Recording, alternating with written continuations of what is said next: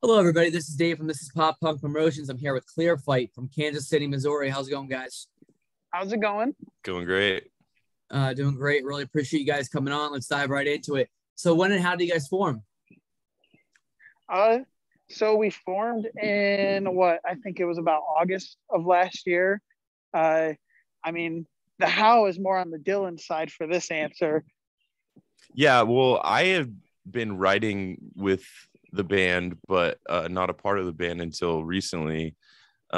So I actually think you're more qualified to answer this because Hey, that's okay. I'm kind of the new guy. So the band started. It's all a passion project from our guitarist Colt. Uh, he was in a previous band in Kansas City called Such Luck, and then after they kind of did a hiatus around like 2019, he ended up wanting to get back into writing music again, and then started just getting buddies together. Except for me, me and him weren't really buddies. He just posted on Facebook, "Hey, looking for a singer," and then I was a fan of his old music, so I just kind of got the chance to join up and get my emotions out there and sing my heart out. And you do well. And You do yeah, well. now it's just history from there. Now we just write Yeah, I mean, music. I'm trying it, to move out of Indiana, get out there to Kansas City, get closer to everybody. yeah, he's the only one who's not in KC right now. But we make that work. That's nothing. And Gabe, the other guitarist, and Colt have been friends for a really long time. I had played with both of them previously in another band that I had, and just known Colt forever, which is how we ended up writing some of the Clear Fight stuff together. Even though I wasn't in the band, I've been doing a kind of like emo rap thing called Dead Idol. That's like my solo project, and they're like, "Do you wanna, sing some harmonies and like pick up an instrument and like be a part of this?" Because I've been playing guitar my whole life and I play bass, and I was like, absolutely. I love the energy. I love the guys. Like I said, like Hunter and I, we really bonded over this recording session we just Oh did. yeah, absolutely. We were hanging out a lot and found that our voices sound really good together, and it was a driving factor in wanting to combine forces. I mean, But the big thing is that Dylan's been around since the beginning, writing songs with Colton, even before Colton was like, "Hey, do you want to come try out and try and sing on Goldmine and see how it sounds?" Uh, Dylan and Colton were already friends before that, so it was almost like recently with having Dylan join up as our bassist, it kind of just made sense. yeah, the vibes were there and we were making cool stuff Absolutely, together, absolutely. and I've been a part of it already. And I love playing shows with my friends. I've been doing this for a long time. I used to be in this kind of pop rock band called Josephine Collective. Um, and we did a Feldman record. Like I've, toured a little bit, not anything crazy, but at least two national tours. And like I love this stuff. And I have been kind of in dad mode and like chilling with my wife. We just bought a house, loving it. It's cool. But like I've been producing too.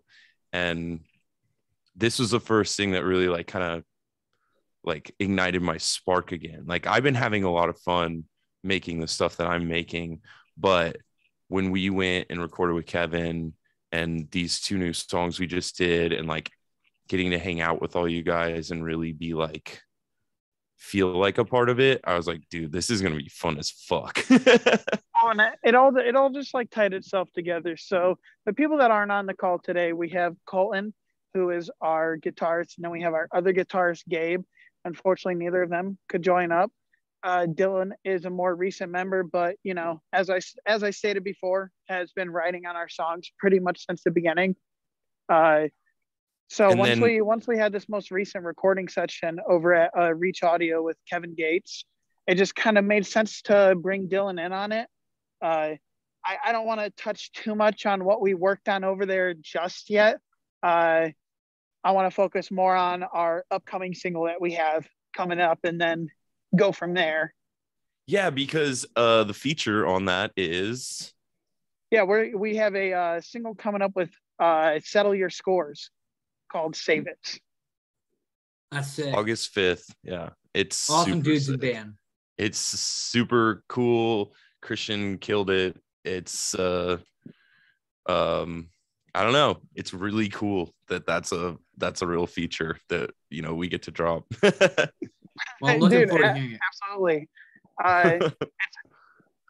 Besides having you feature on Black Ink on our first EP, Which was fun. Comfort in Your Skin. Before I was in the band. So there is one that having- says featuring Dead Idol. That's me. Now I'm just singing a verse. Right? It kind of like makes it like the featuring thing is kind of almost silly now. It was kind of crazy because with most of our like songs that we were writing, especially in those first couple months, with me being out in Indiana, I don't really have an amazing like recording setup to get my vocals done, anything like that. As you can see, I'm walking around outside right now on my It actually phone sounds talking with really good. AirPods. Dude, It it's sounds those awesome. AirPods. Yeah. It's those AirPods. Shout out to Apple.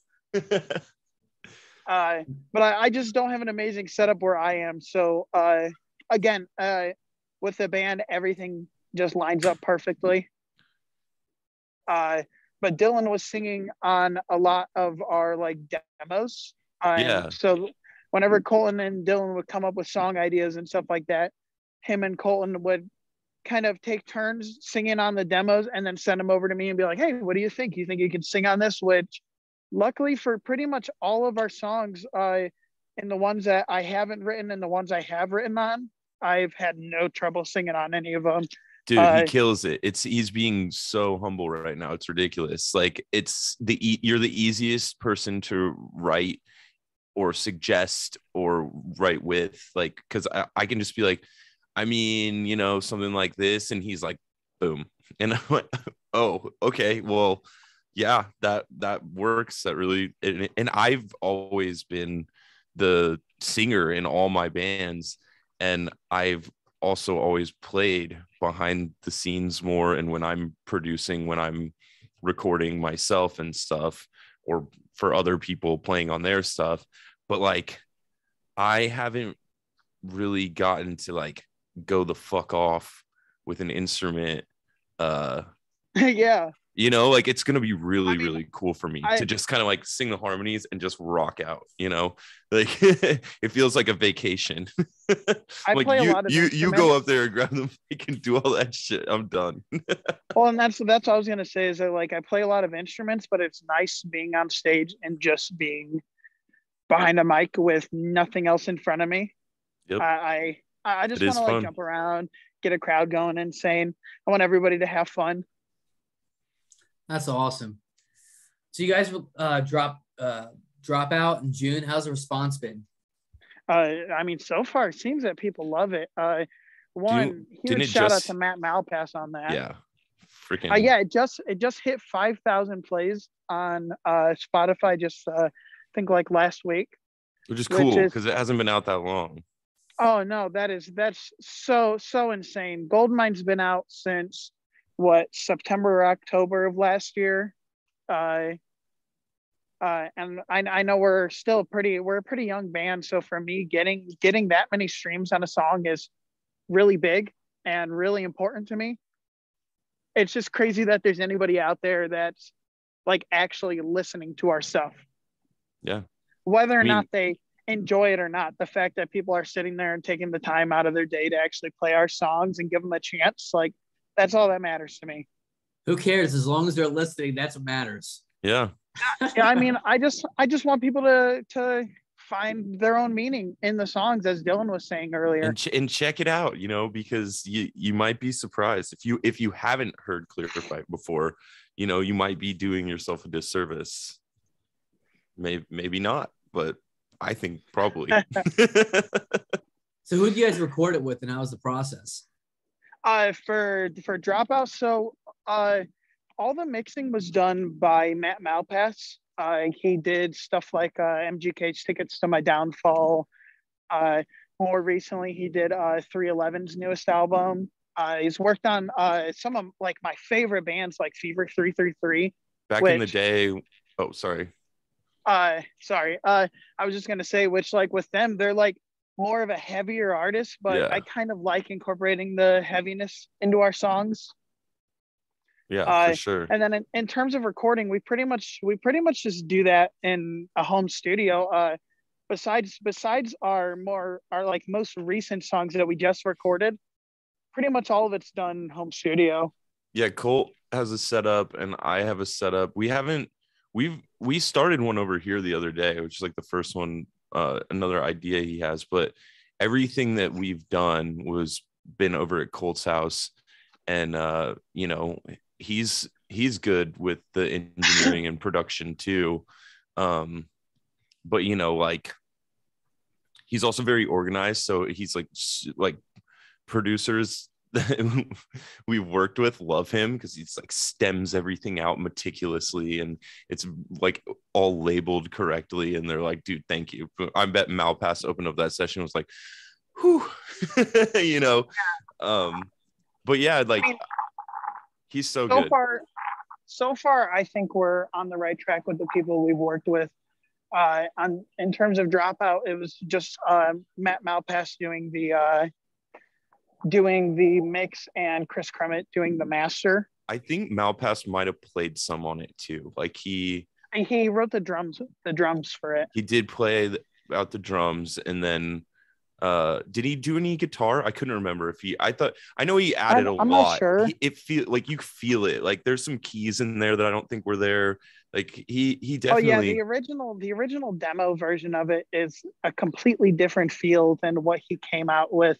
Which is what's cool about working with him is because his vision is so big, you know, like. Oh yeah, absolutely. Compared to some like with Comfort in Your Skin, like it really was a like I don't want to say a smaller project for us, but it really was closer to home in terms of like the vision that we had for the EP. And with Dropout, it was kind of more of we sent the stems over to Matt and said, hey, go to ham, like or go ham, go to town. Yeah, show us what you got, because this is why we're hitting you up, is because we love what you do, you know. And he did the damn thing. That's really awesome. Yeah, he killed it on it. So who are your biggest influences? For me, honestly, I would say like Neck Deep with Confidence, Knuckle Puck, Real Friends. I mean, we take a lot of influence from a lot of like 90s pop rock bands too, stuff like Third Eye Blind. I mean, I grew up listening to stuff like Red Hot Chili Peppers and Green Day. So in terms of like stuff that I'm writing, I definitely lean more on that pop rocky side, and I know Colton does too. In terms of Dylan, like Dylan. I honestly like, you know, I really do like MGK and Youngblood, Kenny Hoopla, any of that new school Travis Barker stuff that's going on right now. I do resonate a lot with a lot of that vibe. But then like going back, you know, it was like Sum 41 and Blink and Green Day and all the classic pop punk bands. I had Dookie. Yeah. Dookie was my first album. I think Dude Ranch might have been like my second or third. I think my second was Offspring Smash, and then like my third was like Blink, like memorable ones. I'm sure I had a couple in between, but the like Dude Ranch, you know, like all the way up to now. Yeah, I really like Neck Deep and Story So Far, Wonder Years, you know. And man, driving around in your car when we were recording, like all the stuff you're showing me that's more of the new school, I'm like, this stuff slaps too, you know, like honestly, most of the stuff I was showing you wasn't even more of the new school, more like that like mid 2010s new wave of pop punk, like stuff like As It Is. And was that I Prevail song a new one that the new I Prevail song? Yeah, that was cool. That was really cool. That thing goes way too hard. Yeah. So I don't know. I am a little more like, I've been really in the pop world and like, I don't know, the pop side of pop punk more than the punk side of pop punk. I like it, you know, I do. I just like good melody though. And like, for real, you know, there's a lot of stuff that I listen to by Neck Deep or Story So Far or Knuckle Puck, where I'm like, I can't believe this isn't more popular, because melodically it's so addictive and Oh yeah, and it's so absolutely. fun. And it's crazy to me the amount of attention that you put some trap drums in something and it gets like 10 times more, attention. And then and then you have these bands that are writing these absolute bangers, and I'm like, I just wish people who only get their pop punk from the radio would dig just a little deeper, like Under Soil and Dirt, maybe deep. You like the reference? I definitely feel you on that, man. So if you guys could tour with one of those bands, which one? Ooh. I think the one I want to tour with the most is With Confidence. That'd be cool. Isn't there's talks of trying to set up a show with them? Maybe we just like follow them around after that. Stalk them. Yeah. It's like, seriously, hey, do you guys need help carrying your gear? Okay, cool. Well, we'll do your sound check. Just play 3 songs real quick. You mind if you just take us in the back of your trailer? We'll just be the opening band for the rest of the tour. There you go. We will. You don't even gotta feed us. We'll figure it out ourselves. Exactly. We'll be your merch guys. Yeah, there you go. We'll work for our. I'll work merch. Yeah. We'll be the merch guys. We'll be your tour managers. Yep. We'll only do that if you guys allow us to play before you. Yep. I can be the muscle as long as the venue owner isn't bigger than me, and then we can find someone else to do it. I will say, at the end of the day, I don't think we're desperate to jump on a tour with some monster-sized pop punk band just to say we got to play a show with some monster-sized pop punk band. Our first show we opened with opened for Belmont on their Aftermath tour, and for our first show being like a decently sized pop punk band like that, I don't know, it's like, yeah, it's a big deal for a lot of bands, but like for us, I think we just enjoyed being there alongside them and the camaraderie and being accepted. Whether or not we jump on a tour with a band that gets 10,000 listeners a month or 10 million listeners a month, just the fact that we're on a tour with a bunch of other people that enjoy and love the same music that we do is all that matters to me. Oh, that's sick, man. Yeah. Music is fucking beautiful. And so is that. That was well said. Thank you. So now I'm going to ask you guys some non-music questions. It's a good way for me to get to know you. I did this with the other bands I interviewed. Are you ready? Yeah. Yeah, go ahead. All right. First one, favorite TV show. Favorite TV show? Oh, gosh. Parks and Rec. I don't know that I have a favorite, but I'm currently watching Umbrella Academy, and it's really sick. And the fact that Gerard Way is so like heavily a part of, obviously it's a comic that he did, but then like you just see, the ending song and it's like playing out with the credit or something, or like, and I'm like, dude, that's Gerard singing. Oh, sick. I don't know. So that's been really fun. I'm definitely going to have to check that out. Oh, you have to. It's good. It's on Netflix. It's really good. It's interesting that you said that because tons of my music friends on Facebook have been posting about it. Umbrella Academy? Yeah. Yeah, dude, it's sick. I think you'll like it. I really do. Yeah, and I just finished the first season, so I'm not even an expert on it. No spoilers. Right. Watch it. Exactly how I like it. Yeah, dude. Favorite video game? Ooh. Oh, favorite video game. That's going to be a hard decision. I love Minecraft. I've played Minecraft for probably like 11 years straight now, nonstop. Infamous is up there in terms of like single player games. I don't know. I guess I will have to put Minecraft up there because I have thousands of hours in that game. He literally asked if we wanted to start a server like 3 days ago, and I was like, I don't really play. I know my kids do, but I'm down. Let's hop in a server. Okay. You will play. We're doing it tonight. I have to chime in for Colt and Gabe on this one. I wish they were here to answer this question because Gabe is like, bro, we'll throw on the Oculus, and like I have a video on my TikTok of Gabe like playing that one where it's like really gladiatorial. You're like, and he's like bashing 2 decapitated heads together, and I'm like filming the screen, and then I look up at him, and you just see him in the VR headset like going like this. Big grin on his face. I don't know what his favorite would be, but I think he likes like Daisy type stuff. I don't know though. Gabe's gonna be mad at me for not knowing. I think Colt would probably say Rocket League, Fortnite or Rocket League. Fortnite, and he's really good at Rocket. He's really good at both, but he's crazy good at Rocket League. And then lately, all I've been playing is Apex Legends. Like I just a stupid amount. But I like Tarkov too, like Escape from Tarkov. And I don't know if you've ever heard of that one. No. But I wish I could get into Escape from Tarkov. It's just too hard. It's like Daisy. Well, yeah, it's like a horror survival shooter looter, but like it's super punishing. You take a gun into a raid, and if you die before you extract, you lose all your gear. Like you can insure it, but if someone loses it and gets out with it, it's gone. It's just like it is really for first-person shooter fans. Yeah, it's really punishing, and I'm not that great at it either, but I like to play like what they call them rats. You know, I just hide and I try not to get seen, and then I wait for people to run by, steal their loot, and then pick up nice loot and then get out. Sounds pretty sick. I'm gonna have to play it one of these days. It's really cool.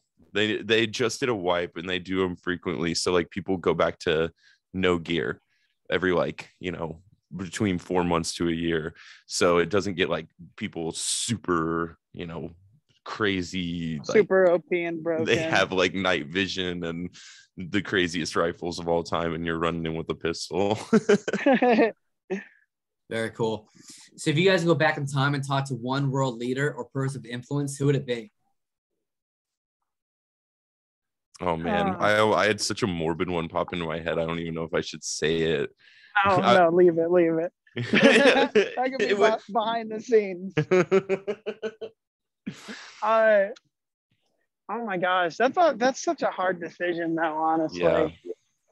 It could be a dead musician. No, that's what it was going to be. And I actually got asked this question at Academic Decathlon, and I got a gold medal for my speech.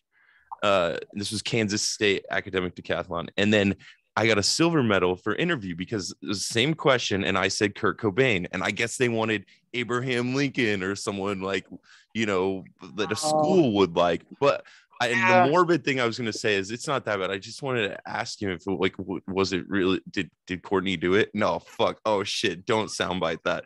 She's going to come after me next. No, I don't know, man. Like his interviews were so cool. And I know that's such like a played answer, but I don't care. Like I would just want to sit there and pick that dude's brain and be like, how did you completely start an entire new music revolution and then still remain such a cool motherfucker through the whole thing? I think for me, I would do probably like Chester Bennington. Yep. I love that answer. In 2016, I had the chance to go see them live, and I told myself, you know what?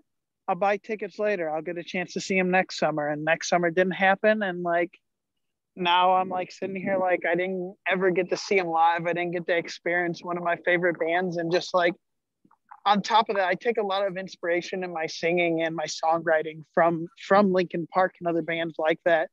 So just a chance to sit down with one of my idols and pick their brain on songwriting techniques and just life advice in general would be amazing. Either one would be absolutely incredible, man. Yeah, agreed. If only. That's what I'm saying. All right, guys. Last question. What are some places in Kansas City that visitors should check out? Ooh, I think we're gonna have to switch it up to Fort Wayne for Hunter, or maybe Chicago. I can do Fort Wayne. Fort Wayne's more of my hometown. If you're gonna be in Fort Wayne, I would say definitely the zoo. Who doesn't love the zoo? And if you're a party goer, go check out the Brass Rail. Amazing punk dive bar. It kind of sucks, but that's the point of a punk dive bar. Sounds awesome. That's what's amazing about it. It just sucks. The jukebox has no band that you'll ever know the name of, and it's amazing. I love it. PBR is $1.75 a pint. I'm on my way right now. That's what I'm saying. Now, Um, you can answer Kansas City though. yeah. I haven't been there long enough to know yet. We're still showing Hunter, Kansas City, and it's a lot. It's like a bit bigger of a city than I think a lot of people realize. Everyone's going to tell you to eat barbecue here, and they're right. You like can't go wrong. There's not even a consensus of like the best one.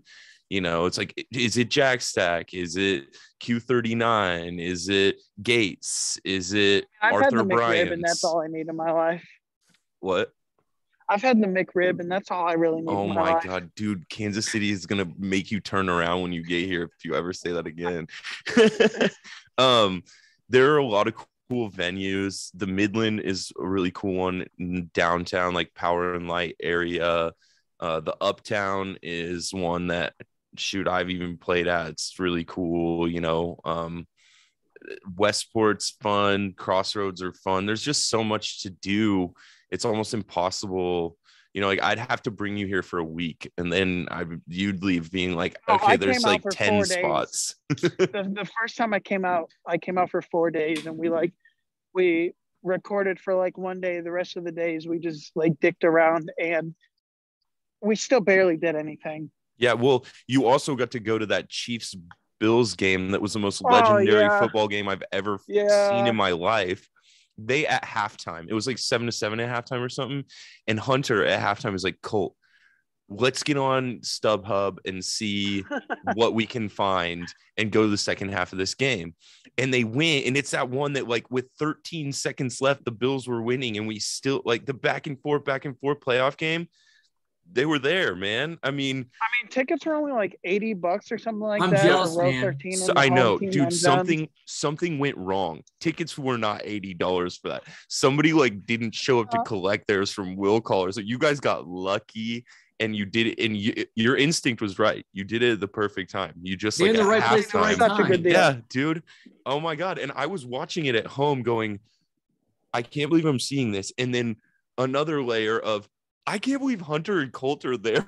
Like, I was like, I've never felt jealous for a minute that you were there, because I felt like I was too. You're like sending me videos, and I'm also in the comfort of my home, which if I don't have to leave, then I don't really want to.